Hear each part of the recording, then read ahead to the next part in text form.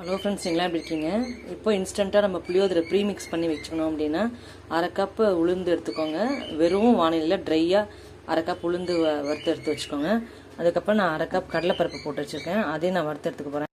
இதில் 3 ஸ்பூன் மிளகு போட்டிருக்கேன், 1 ஸ்பூன் சீரகம் போட்டிருக்கேன். வறுத்து எடுத்துக்கோங்க ட்ரையாகவே. 3 ஸ்பூன் எள்ளு, கருப்பு எள்ளோ வெள்ளை எள்ளோ போட்டு வறுத்துக்கோங்க, அதையும் ட்ரையாக வறுத்து எடுத்துக்கோங்க. தனியாக ஒரு அரை கப் எடுத்துக்கோங்க, அதையும் வறுத்துக்கோங்க. காரத்துக்கு ஏற்ற மாதிரி மிளகாய் நான் எடுத்துக்கிட்டேன். உங்களுக்கு காரத்துக்கு எவ்வளோ வேணுமோ அவ்வளோ எடுத்துக்கோங்க. நான் போட்டு வறுத்து எடுத்துக்கிட்டேன். புளியும் உங்கள் புளிப்புக்கு ஏற்ற மாதிரி எவ்வளவோ அவ்வளோ வறுத்துக்கோங்க. ஆச்சி பெருங்காய பவுடர் போட்டிருக்கேன். உங்களுக்கு கட்டி பெருங்காயம் இருந்ததுன்னு எடுத்துக்கோங்க. வானிலையில் நல்லெண்ணெய் விட்டுருக்கேன், கடுகு போட்டிருக்கேன். கடுகு தவிச்சதும் கடலைப்பருப்பு, உளுத்தம்பருப்பு, வேர்க்கடலை, 2 மிளகாய், மஞ்சப்பொடி, அதில் உப்பு கலந்ததுனால அந்த உப்பு கலக்கலை, நான் பார்த்துட்டு சேர்த்துக்கலாங்கிறதுக்காக கருவேப்பிலை எல்லாத்தையும் போட்டிருக்கேன். வேர்க்கடலை நல்லா உதங்கிடுச்சு.